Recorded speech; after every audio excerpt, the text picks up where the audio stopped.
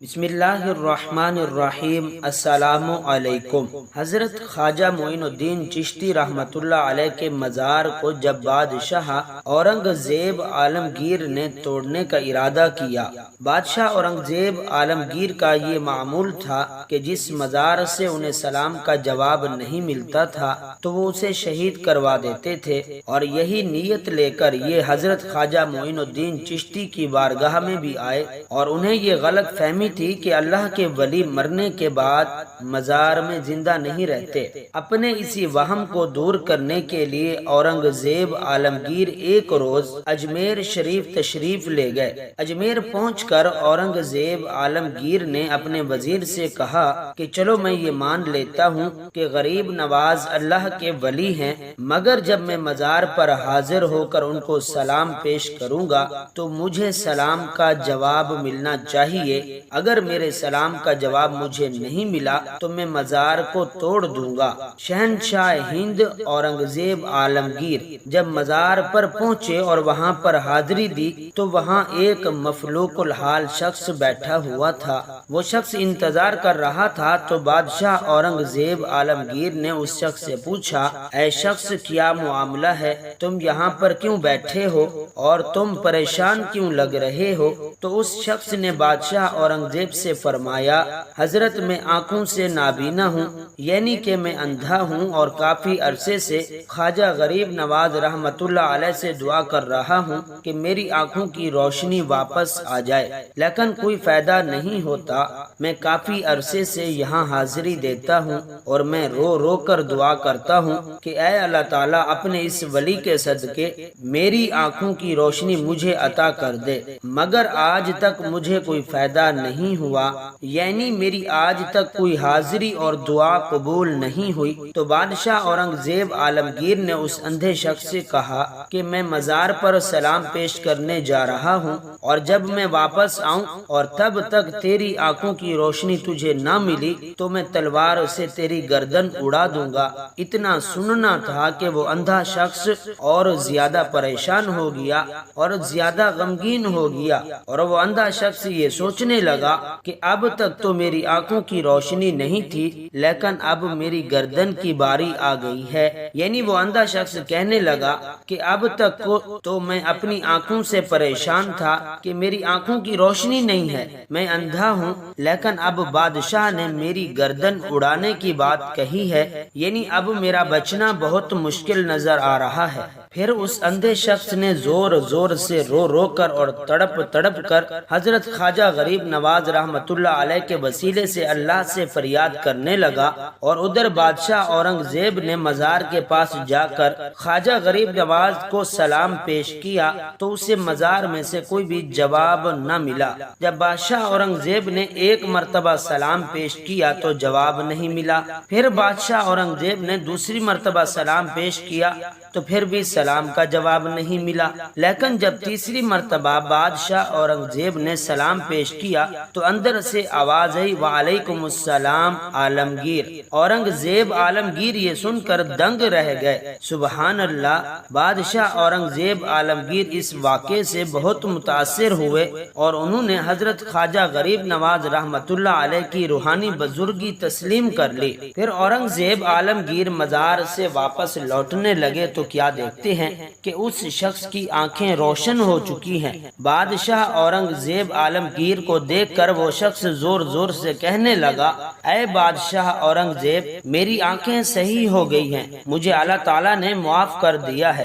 دوستو یہ واقعہ ہونا تھا کہ بادشاہ اورنگزیب رحمت اللہ علیہ خود ایک اللہ کے ولی بن گئے۔ اللہ اکبر! پیارے دوستو، جب حضرت خواجہ غریب نواز رحمت اللہ علیہ اجمیر شریف پہنچے اس وقت اجمیر میں ایک مندر تھا جو اس وقت کا سب سے بڑا مندر تھا اور صرف راجاؤں اور رانیوں کی عبادت کے لیے مخصوص تھا۔ مندر کے ساتھ ہی ایک تالاب تھا جس کا نام انا ساگر تھا۔ ہندو لوگ اس تالاب کے پانی کو انتہائی معتبر یعنی انتہائی متبرک خیال کرتے تھے۔ ان کا عقیدہ تھا کہ جو اس تالاب میں غسل کر لے اس کے سب گناہ جھڑ جاتے ہیں۔ کہتے ہیں کہ اس مندر میں رات کے وقت اتنے اتنے چراغ جلتے تھے کہ ایک رات میں 3.5 من تیل ان چراغوں میں استعمال ہوتا تھا۔ ارد گرد کے کئی دیہات مندر کے نام تھے، یعنی ان دیہاتوں کی آمدن مندر پر خرچ ہوتی تھی۔ مندر میں ہزاروں ملازمین تھے جن کا کام آنے والوں کی رہنمائی کرنا تھا کہ وہ کون سا خدا بیٹے عطا کرنے والا ہے، کون سا دیوتا صحت اور تندرستی کا مالک ہے، اور کس مورتی کی پوجا سے دولت مہربان ہوتی ہے۔ حضرت خواجہ غریب نواز رحمت اللہ علیہ اس مندر میں تشریف لے گئے اور انا ساگر سے کچھ فاصلے پر چٹائی بچھا کر اپنے مریدوں کے ہمراہ بیٹھ گئے۔ عصر کا وقت تقریباً ہونا ہی چاہتا تھا، لہٰذا آپ رحمت اللہ علیہ نے حضرت قطب الدین بختیار کاکی رحمت اللہ علیہ سے اذان دینے کا کہا۔ کفر و شرک کے گڑھ اجمیر میں اللہ تعالیٰ کی وحدانیت اور حضرت محمد صلی اللہ علیہ وسلم کی رسالت کا یہ پہلا اعلان تھا۔ وہ لوگ اسلام سے مکمل طور پر لا علم تھے، چنانچہ اذان کی آواز سن کر وہ حیران ہوئے اور اپنے گھروں سے نکل آئے۔ سب مسافروں نے انا ساگر کے پانی سے وضو کیا اور نماز پڑھنا شروع کیا۔ سب ہندو حیران رہ گئے کہ سب بھگوان تو اندر ہیں تو یہ لوگ باہر صحن میں کس بھگوان کو سجدہ کر رہے ہیں۔ جب شام ہوئی تو راجا کے اونٹ جو دن میں چرنے کے لیے گئے ہوئے تھے اپنے چرواہوں کے ساتھ واپس آنے لگے۔ اتفاق سے وہاں حضرت خواجہ غریب نواز رحمت اللہ علیہ اپنے ساتھیوں کے ساتھ بیٹھے تھے۔ وہ جگہ راجا کے اونٹنوں کے بیٹھنے کی جگہ تھی۔ چرواہوں نے آپ رحمت اللہ علیہ سے کہا، اٹھو بابا، اونٹوں کے بیٹھنے کی جگہ خالی کرو۔ آپ رحمت اللہ علیہ نے فرمایا، اتنا میدان پڑا ہے، اونٹ تو کہیں بھی بیٹھ جائیں گے، کیوں مسافروں کو تنگ کرتے ہو؟ وہ نہ مانے اور مسلسل اصرار کرتے رہے کہ اونٹ اسی جگہ پر ہی بیٹھیں۔ آخر کار انہوں نے بہت بدتمیزی سے کہا کہ یہ راجا کے اونٹوں کے بیٹھنے کی جگہ ہے اور ادھر راجا کے اونٹ ہی بیٹھیں گے، تم لوگ کہیں اور ڈیرا لگاؤ۔ آخر آپ رحمت اللہ علیہ نے اٹھتے ہوئے حضرت قطب الدین بختیار کاکی سے فرمایا، اٹھو قطب الدین، یہ کہہ رہے ہیں کہ یہ اونٹوں کے بیٹھنے کی جگہ ہے تو چلو اونٹ ہی بیٹھے رہیں۔ یہ کہہ کر آپ رحمت اللہ علیہ اپنے ساتھیوں سمیت وہاں سے اٹھ گئے۔ اگلی صبح جب اونٹوں کو چرانے کے لیے لے جانے کا وقت آیا اور چرواہوں نے اونٹوں کو اٹھانا چاہا تو انہیں پتہ چلا کہ اونٹ اٹھنے کے قابل نہیں ہیں۔ انہوں نے اونٹوں کو مار مار کر زبردستی اٹھانا چاہا لیکن وہ بیٹھے ہی رہے۔ چرواہے پریشان ہو گئے کہ جو اونٹ ان کے ایک اشارے پر اٹھتے بیٹھتے تھے آج کیوں نہیں اٹھ رہے۔ آخر انہیں یاد آیا کہ کل اس مسافر فقیر نے کہا تھا کہ چلو اونٹ ہی بیٹھے رہیں۔ لوگ اکٹھے ہونا شروع ہو گئے۔ کوئی کہہ رہا تھا فقیر کوئی کامل جادوگر ہے اور کسی نے خیال ظاہر کیا کہ وہ کوئی بھگوان کا اتار ہے۔ یہ بات راجا تک پہنچ گئی کہ ایک مسافر فقیر نے راجا کے اونٹوں پر جادو کر دیا ہے۔ راجا نے حضرت معین الدین چشتی رحمت اللہ علیہ کو پیغام بھیجا کہ تم کیسے فقیر ہو جو بے زبانوں کو باندھ رکھا ہے، یہ بیچارے بھوک اور پیاس سے مر جائیں گے، اس لیے مہربانی کر کے اپنا جادو واپس لے لو۔ آپ رحمت اللہ علیہ نے فرمایا، ہم مسلمان ہیں اور مسلمان بد دعا نہیں کرتے اور نہ ہی جادو کرتے ہیں۔ جاؤ کہو کہ جس کے حکم سے بیٹھے تھے اسی کے حکم سے اٹھ کھڑے ہوں۔ اب جو جا کر اٹھایا تو اونٹ پہلی ہی بار میں اٹھ ہی بیٹھے۔ ہندوؤں کی دلچسپی ان مسافروں میں اور زیادہ بڑھنے لگی۔ پانچوں وقت اذان ہوتی اور نماز ادا کی جاتی۔ آخر راجا تک یہ بات پہنچ گئی کہ کچھ فقیر آئے ہیں جو مسلمان ہیں، پانچوں وقت اذان دیتے ہیں اور ہمارے تالاب میں ہاتھ منہ دھو کر برشت کرتے ہیں اور ہمارے دھرم کے خلاف باتیں بھی کرتے ہیں، کہتے ہیں کہ یہ مورتیاں پوجنے کے قابل نہیں، یہ تو محض پتھر ہیں، اس لیے انہیں یہاں سے اٹھایا جائے۔ راجا نے فقیروں کو پیغام بھجوایا کہ تم لوگ گوشت کھاتے ہو، ہمارے دھرم کے خلاف بھی بول بولتے ہو، اور تو اور ہمارے پاک تالاب کو اپنے ہاتھ ڈال کر ناپاک کرتے ہو، جو ہم برداشت نہیں کر سکتے، اس لیے تم لوگ یہاں سے چلے جاؤ۔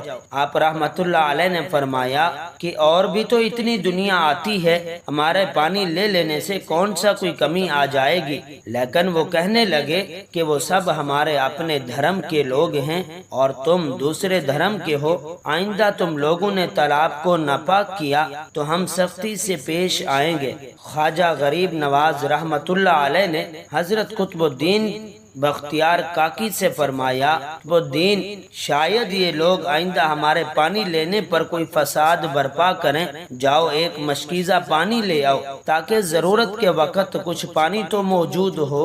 لہذا قطب الدین بختیار کاکی ان سے فرمایا، چلو ہم ایک مشکیزہ بھر لیتے ہیں، اور وہ اس شرط پر مان گئے کہ تمہارا جسم پانی سے نہ چھوئے۔ حضرت قطب الدین بختیار کاکی رحمت اللہ علیہ تالاب کی سیڑھیوں پر جا بیٹھے اور مشکیزہ پانی میں ڈبو دیا۔ جب وہ بھر گیا تو حضرت قطب الدین بختیار کاکی نے وہ مشکیزہ اوپر کھینچا، لیکن جو ہی مشکیزہ پانی سے باہر آیا، انا ساگر کا سارا پانی خشک ہو گیا، گویا سارا انا ساگر مشکیزے میں بند ہو گیا۔ انا ساگر کا خشک ہونا تھا کہ پورے اجمیر میں کوہرام مچ گیا۔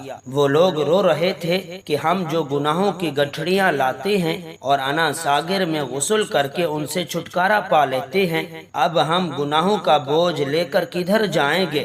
سارے علاقے میں خبر پھیل گئی کہ مسافر فقیر نے جادو کے زور سے انا ساگر کو خشک کر دیا۔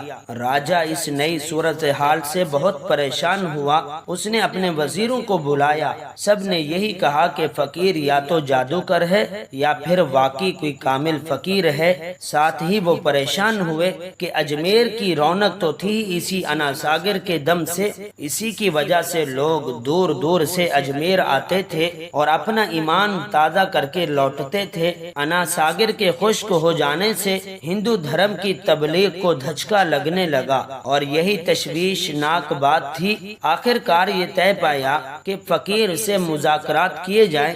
آخر وہ چاہتا کیا ہے؟ اگر اس کے مطالبات معقول ہوں تو تسلیم کر لیے جائیں، یا پھر سب مرد، عورتیں اور بچے جا کر فقیر کی منت سماجت کریں کہ لوگوں کو پریشانی سے نجات دلاؤ اور ہم پر کرم کرو، ہم پاپ کا بوجھ اٹھائے کدھر جائیں گے اور کیسے سکون پائیں؟ یہ تجوید زیادہ آسان تھی، لہذا تمام لوگ بابا صاحب رحمت اللہ علیہ کے پاس آئے اور بولے، بابا تم بھی وضو کر لیا کرنا، لیکن بھگوان کے واسطے ہمارا انا ساگر ہمیں لوٹا دو۔ خواجہ غریب نواز رحمت اللہ علیہ نے حضرت قطب الدین بختیار کاکی رحمت اللہ علیہ سے فرمایا، جاؤ قطب الدین مشکیزہ واپس تالاب میں الٹا دو۔ جو ہی مشکیزہ تالاب میں الٹایا گیا، انا ساگر کناروں تک اچھل آیا۔ اس پانی نے کئی دلوں کو دھو ڈالا۔ ہندو قوم کی اپنی تاریخی کتابوں میں ہندو مورخ اس بات کو تسلیم کرتے ہیں کہ اس شام 32,000 ہندو کلمہ پڑھ کر مسلمان ہو گئے۔ سبحان اللہ۔ محترم ناظرین، پیارے آقا محمد مصطفیٰ صلی اللہ علیہ وسلم کا پیارا نام ایک مرتبہ کمنٹ سیکشن میں ضرور ٹائپ کیجئے گا۔ ویڈیو پسند آئی ہو تو لائک اور شیئر کریں۔ مزید اسلامی واقعات اور سبق آموز کہانیاں سننے اور دیکھنے کے لیے ہمارے اس چینل کو سبسکرائب کیجئے گا۔ اللہ تعالیٰ آپ سب کا حامی و ناصر ہو، آمین۔